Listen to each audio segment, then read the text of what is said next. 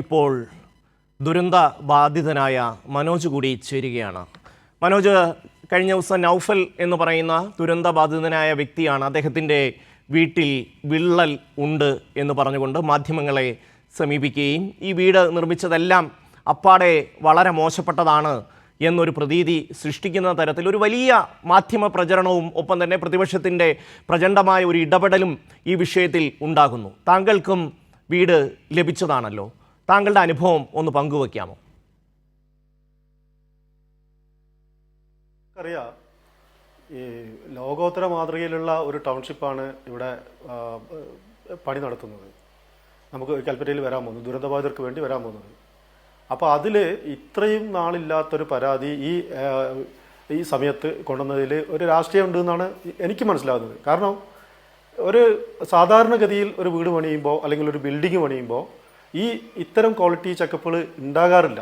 അത് സാധാരണഗതിയിൽ വാർത്ത് കഴിഞ്ഞ് പിന്നീട് 5 കൊല്ലോ മറ്റോ കഴിയുമ്പോൾ ലീക്ക് വരുമ്പോൾ അതിൻ്റെ മുകളിലേക്ക് ഷീറ്റ് ഇടുക എന്നുള്ളതല്ലാതെ ഇതൊരു ക്വാളിറ്റി ടെസ്റ്റ്, വിവിധ തരം ടെസ്റ്റുകൾ നടത്തി അവർ തന്നെ മാർക്ക് ചെയ്താണ്.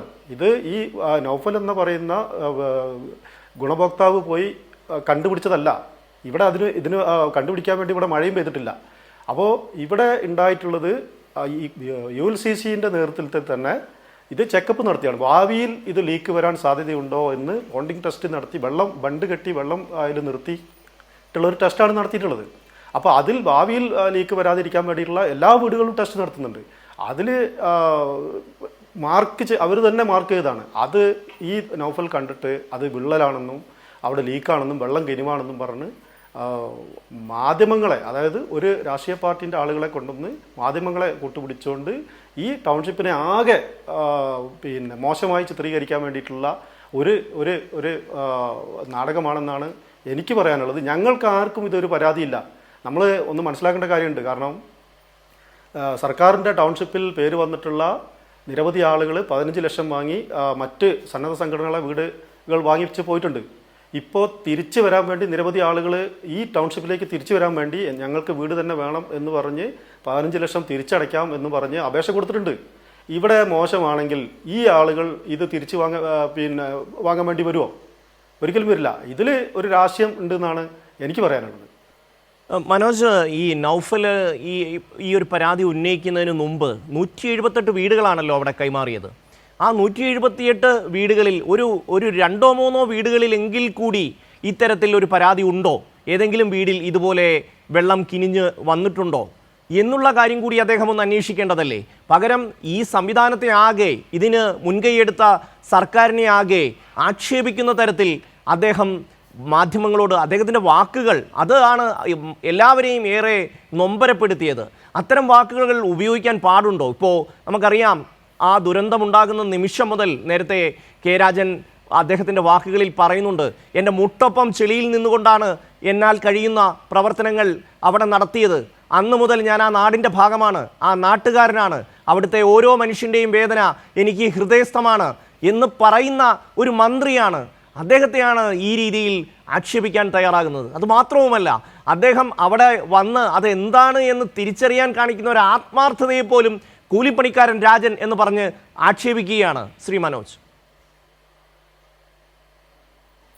അതെ, അതൊന്നും ഒരിക്കലും ശരിയുള്ളൊരു നടപടിയല്ല. കാരണം ഇവിടെ ദുരന്തമുണ്ടായ അന്ന് മുതൽ ഇന്ന് വരെ ഈ രാജൻ മിനിസ്റ്റർ ഞങ്ങളെ ചേർത്ത് നിർത്തിയിട്ടുണ്ട്. രാജൻ മിനിസ്റ്ററും മുഖ്യമന്ത്രിയും സർക്കാർ ഒട്ടാകെ ഞങ്ങൾ എടുത്തു പറയുന്നത് രാജ മിനിസ്റ്ററിയും മുഖ്യമന്ത്രിയാണ്. അപ്പോൾ ഈ മുഖ്യമന്ത്രിയെയും രാജ മിനിസ്റ്ററെയും ഞങ്ങൾ ഗുണഭോക്താക്കൾ കുറച്ചാളുകൾ ഞങ്ങൾക്ക് കാണണമെന്ന് ആഗ്രഹം ഉണ്ടായിരുന്നു. അതിന് കാണാൻ പോയിരുന്നു. അപ്പോൾ അതിനൊക്കെ ഭയങ്കര ഞങ്ങൾക്ക് അപമാനമായിരുന്നു. ഞങ്ങളെ അപമാനിക്കുമായിരുന്നു. ആ പോയത് നാടകമാണെന്നൊക്കെ പറഞ്ഞിട്ട്. അപ്പോൾ ആ രീതിയിലുള്ള ഒരു ഇതാണ് അത് ഒരു വിഭാഗം ആളുകളുടെ ഭാഗത്തു നിന്നാണ് ഇത് ഉണ്ടാകുന്നത്. ഒരിക്കലും ശരിയല്ല എന്നുള്ളതാണ് ഞങ്ങളുടെ അഭിപ്രായം. ഈ രാജൻ മിനിസ്റ്റർ നേരിട്ട് വന്ന് പരിശോധിച്ചതിലാണ് ഇപ്പോൾ പലർക്കും പ്രയാസം. രാജൻ മിനിസ്റ്റർ നേരിട്ട് വന്നതിൽ എന്താ തെറ്റ്? കാര്യങ്ങൾ കൃത്യമായി അറിയാനും ഏതെങ്കിലും ഉദ്യോഗസ്ഥന്മാർ പറയുന്നത് കേട്ടുമുണ്ടാകാതെ നിൽക്കാതെ കാര്യങ്ങൾ നേരിട്ട് മനസ്സിലാക്കി അത് മാർക്ക് ചെയ്തതാണോ അല്ലെങ്കിൽ അത് വിള്ളലാണോ എന്ന് മനസ്സിലാക്കാൻ വേണ്ടി അദ്ദേഹം മേലെ കയറി അത് കൃത്യമായി പരിശോധിച്ചു. അത് ശരി, അത് ഏറ്റവും നല്ല രീതിയിൽ പ്രവർത്തിക്കുന്ന ഒരു മന്ത്രി ചെയ്യേണ്ടത് തന്നെയാണത്. ഞങ്ങൾക്ക് അതിൽ സന്തോഷമുള്ളൂ. കാരണം ഒരു മന്ത്രി തന്നെ അത്രയും ഗൗരവത്തിലെടുത്തു, ഈ വിഷയം അത്രയും ഗൗരവത്തിലെടുത്തുകൊണ്ട് ഒരു മന്ത്രി തന്നെ നേരിട്ട് വന്ന് ഇത് പരിശോധിച്ചു. നമുക്കറിയാം ഈ വിഷയം ഈ നൗഫൽ എന്ന് പറയുന്ന വ്യക്തി ഈ മാർക്കിംഗ് കണ്ട അന്ന് ഒരു ചാനലിൽ, ഏഷ്യാനെറ്റ് ചാനലിലാണ് അത് വന്നിട്ടുള്ളത്. അന്ന് തന്നെ അദ്ദേഹം പറയുന്നുണ്ട്, ഇത് നിങ്ങൾ ഇപ്പോൾ കണ്ടപ്പോൾ ഇവരായിട്ട് സംസാരിച്ചോ, ഈ ഊരാളുങ്കലുമായിട്ട് സംസാരിച്ചോ എന്ന് ചോദിക്കുന്നുണ്ട്. അപ്പോൾ ചോദിക്കുമ്പോൾ അദ്ദേഹം പറയുന്നത് എന്താണ്, ഞാൻ അവരോട് സംസാരിച്ചു, അപ്പോൾ അത് പ്രശ്നമുള്ള കാര്യമല്ല, വിഷയം ആക്കണ്ട, നമ്മളത് അത് ശരിയാക്കി തരും, കുഴപ്പമില്ല എന്ന് അവർ പറഞ്ഞിട്ടുണ്ട്. എന്നിട്ട് 2 ദിവസം കഴിഞ്ഞിട്ടാണ് ഇന്ന് ഒരു യുവജന സംഘടനയുടെ നേതാവിനെ കൊണ്ടുവന്നിട്ട് അവർ ഒരു വിഷയം ഉണ്ടാക്കാൻ വേണ്ടി ശ്രമിച്ചത്. ഇത് നമ്മൾ മനസ്സിലാക്കേണ്ടത്, ഈ 178 കുടുംബങ്ങൾക്കാണ് ഇപ്പോൾ 1-ാം ഘട്ടം വീട് തന്നിട്ടുള്ളത്. 451 ആളുകളിൽ നിന്ന് ഏതാണ്ട് 327ഓളം വീടുകൾ ഇപ്പോൾ അവിടെ ഉണ്ട്. 105 ആളോളം ലീഗിലേക്ക് പോയിട്ടുണ്ട്, മറ്റ് സന്നദ്ധ സംഘടനകൾ വീടുകളിലേക്ക് പോയിട്ടുണ്ട്. ബാക്കി 327ഓളം ആളുകൾക്ക് അവിടെ വീടുകൾ പണിയുന്നുണ്ട്. എല്ലാം നല്ല വൃത്തിയിലുള്ള ഗുണമേന്മയുള്ള വർക്ക് തന്നെയാണ്. ഞങ്ങൾ ഇന്ന് വരെ കാണാത്ത രീതിയിലുള്ള സ്ട്രക്ചറാണ് അതിൻ്റെ. അപ്പം ഞങ്ങൾക്ക് ആർക്കും പരാതിയില്ല. ഈ പരാതി എന്ന് പറയുന്നത് അത് മനഃപൂർവ്വം ഉണ്ടാക്കിയ ഒരു നാടകമാണെന്നാണ് അതിനെക്കുറിച്ച് പറയാനുള്ളത്. മന്ത്രി നേരിട്ട് എത്തിയതിൽ ഞങ്ങൾക്ക് സന്തോഷം തന്നെയുള്ളൂ. കാരണം ഒരു ചെറിയ പ്രശ്നമാണെങ്കിൽ പോലും തീർച്ചയായിട്ടും മനോജ്, അത് ഇപ്പോൾ സംസ്ഥാന സർക്കാരിന്റെ ഒരു പ്രതിനിധി എന്ന നിലയിൽ, കാരണം അവർ അത്രമാത്രം ആത്മാർത്ഥമായിട്ടാണ്, നമുക്കറിയാം ആ വീട് നിൽക്കുന്ന സ്ഥലം കൽപ്പറ്റ ടൗണിനോട് ചേർന്ന് ഉള്ള ഒരു പ്രദേശം, അങ്ങനെ ഒരു പ്രദേശം കണ്ടെത്തി അവിടെ തന്നെ വീട് നിർമ്മിച്ച് അവിടെ ആൾക്കാർക്ക് കൈമാറണം എന്നൊരു തീരുമാനമുണ്ട്. അതിൻ്റെയൊക്കെ പിന്നിൽ നടന്ന എല്ലാ ബുദ്ധിമുട്ടും, അതിൻ്റെ പിന്നിൽ ഉണ്ടായ ശ്രമങ്ങളെല്ലാം താങ്കൾക്കും അറിയാം. കോടതിയിലടക്കം എത്ര തവണ കേസ് നടത്തിയിട്ടാണ് ആ ഭൂമി സർക്കാർ ഏറ്റെടുക്കാൻ കഴിഞ്ഞത്.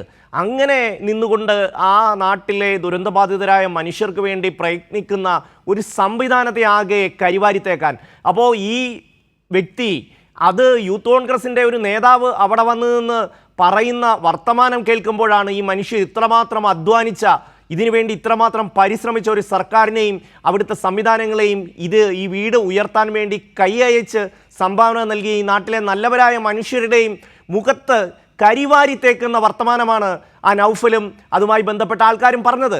നൗഫൽ ഈ പറയുന്ന പോലെ തൻ്റെ വീടിന് എന്തെങ്കിലും ഒരു പോരായ്മ ഉണ്ടെങ്കിൽ അത് പരിഹരിച്ച് തരും എന്ന ഉറപ്പ് സർക്കാർ നൽകിയതാണ്. പക്ഷേ എന്നിട്ടും ആ കാര്യത്തിൽ ഒരു രാഷ്ട്രീയ താല്പര്യത്തോടു കൂടി അദ്ദേഹം പ്രവർത്തിച്ചു. ഞാൻ ചോദിച്ചത്, ഈ പറയുന്ന മറ്റേതെങ്കിലും വീടുകളിൽ ഇത്തരത്തിലൊരു പോരായ്മ ഉണ്ടോ? അങ്ങനെ ഒരു പോരായ്മ ഉണ്ടെങ്കിൽ അങ്ങനെ അതുകൂടി ഒന്ന് ചൂണ്ടിക്കാണിക്കേണ്ടതായിരുന്നില്ലേ? പക്ഷേ മറ്റു ഒരു വീടുകളിലും ഈ പറയുന്ന ഒരു പ്രശ്നം കണ്ടിട്ടില്ല. അതുമാത്രവുമല്ല, ഇത് പരിഹരിക്കാൻ ശേഷിയുള്ള ഊരാളുങ്കൽ കൺസ്ട്രക്ഷൻ കോർപ്പറേഷനാണ് ഇതിൻ്റെ നിർമ്മാണം നടത്തുന്നത്. അങ്ങനെ എല്ലാ അർത്ഥത്തിലും അതിൻ്റെ ഒരു നന്മയെ ഉൾക്കൊള്ളാൻ തയ്യാറാകാതെ ആ പ്രശ്നത്തെ വളരെ മോശപ്പെട്ട രീതിയിലേക്ക് കൊണ്ടുപോകുന്നത് കൊണ്ട് എന്ത് ഗുണമാണ് അവിടെ ഇതുമായി ബന്ധപ്പെട്ട് നിങ്ങൾ ദുരന്തബാധിതർക്ക് ലഭിച്ചിട്ടുള്ളത്? ഗുണമാണോ അതോ ദോഷമാണോ മനോജ്? ഇത് നമുക്കറിയാമല്ലോ, ഇത് നമുക്ക് ദോഷം തന്നെയാണ്. കാരണം ദുരിതബാധിതർ എന്ന നിലയ്ക്ക് വളരെയധികം സന്തോഷത്തോടുകൂടെ ഞങ്ങൾ ഈ പട്ടയം കിട്ടിയ അന്ന് മുതൽ സന്തോഷത്തോടുകൂടെ കാത്തിരിക്കുകയാണ്. ബാക്കിയുള്ള ഇപ്പോൾ 178 ആളുകൾക്ക് പട്ടയം തന്നു. ഞാൻ ഉൾപ്പെടെയുള്ള 178 ആളുകൾക്ക് പട്ടയം മുഖ്യമന്ത്രി വന്ന് ഞങ്ങൾക്ക് നേരിട്ട് തന്നു. പക്ഷേ ഇനി ഞാൻ നേരത്തെ പറഞ്ഞ പോലെ 150ഓളം വീടുകളുടെ പണി അവിടെ കൃത്യമായി നടക്കുന്നുണ്ട്. അപ്പോൾ അതും കൂടെ കഴിഞ്ഞ് ഒരുമിച്ച് ഞങ്ങൾക്ക് താമസിക്കാൻ കഴിയുമെങ്കിൽ അത്രയും സന്തോഷം എന്ന് പറഞ്ഞ് നിൽക്കുന്ന ഞങ്ങളെ ഇപ്പോൾ ഒരു ലോകത്തിൻ്റെ മുമ്പിൽ ഇത് ഏറ്റവും മോശപ്പെട്ട വർക്കാണെന്ന് ചിത്രീകരിക്കാൻ വേണ്ടിയിട്ടുള്ള ഒരു കളിയാണ്. ഇപ്പോൾ യൂത്ത് കോൺഗ്രസിൻ്റെ നേതാവ് വന്നു. നേതാവ് എന്നാ വന്നത്? നേതാവ് ഇപ്പോൾ 2 വർഷം ആകാനായി, ഈ ദുരന്തം നടന്നിട്ട് 2 വർഷം ആകാനായി. ഇപ്പോഴാണ് യൂത്ത് കോൺഗ്രസിൻ്റെ നേതാവ് ഇവിടെ വന്നത്. നേതാവ് ഇങ്ങോട്ടല്ല വരേണ്ടത്. നേതാവ് വരേണ്ടത് എങ്ങോട്ടാണ്? നേതാവ് ഈ കോൺഗ്രസ് ടൗൺഷിപ്പ് വീട് പണിയാനുള്ള ഭൂമി വാങ്ങിയിട്ടുണ്ട് കുന്നമ്പറ്റയിൽ. ചുണ്ടയിൽ എന്ന് പറയുന്ന സ്ഥലത്ത് കുന്നമ്പറ്റയിൽ വീട് വെക്കാൻ വേണ്ടി സ്ഥലം വാങ്ങിയിട്ടുണ്ട്. നേതാവ് അങ്ങോട്ടാണ് പോകേണ്ടത്. അങ്ങോട്ട് പോയിട്ട് അവിടെ വീട് പണിയാണ് വേണ്ടത്.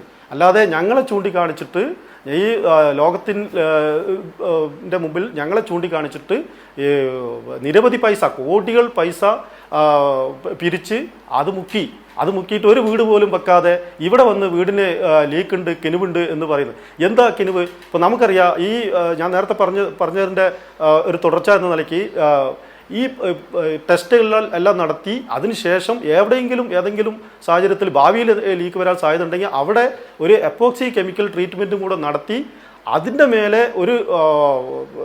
ഒരു ലീക്ക് പ്രൂഫിംഗ് എന്ന കോട്ടിംഗ് എല്ലാ വീടുകൾക്കും, ഒരു വീടിനല്ല എല്ലാ വീടുകൾക്കും ചെയ്ത് അതിനുശേഷം വീണ്ടും ഒരു കോൺക്രീറ്റ് അതിൻ്റെ മേലെ വരുന്നുണ്ട്, വീണ്ടും ഒരു കോൺക്രീറ്റും കൂടെ അതിൻ്റെ മേലെ വരുന്നുണ്ട്. പിന്നെ എങ്ങനെ ലീക്ക് വരാനാണ്? ഒരിക്കലും ലീക്ക് വരില്ല. അത് മാത്രമല്ല, ഇനി അഥവാ ലീക്ക് വന്നാൽ ഇപ്പോൾ നമുക്ക് നിലവിൽ ഞങ്ങൾക്ക് വീടുകൾ കൈമാറിയിട്ടില്ല, പട്ടയം മാത്രമേ തന്നിട്ടുള്ളൂ. വീടുകൾ കൈമാറി ഞങ്ങൾ താമസം തുടങ്ങിയതിന് ശേഷമാണ് ഈ പ്രശ്നം ഉന്നയിക്കുന്നതെങ്കിൽ നമുക്കത് മനസ്സിലാക്കാം. ഇത് ഈ ടൗൺഷിപ്പിനെ മോശമായി ചിത്രീകരിക്കാൻ വേണ്ടി മാത്രമാണ്. അതൊരിക്കലും ഒരു ശരിയായ നടപടിയല്ല എന്നാണ് അതിനെക്കുറിച്ച് നമുക്ക് പറയാനുള്ളത്. നന്ദി മനോജ് സംസാരിച്ചതിന്.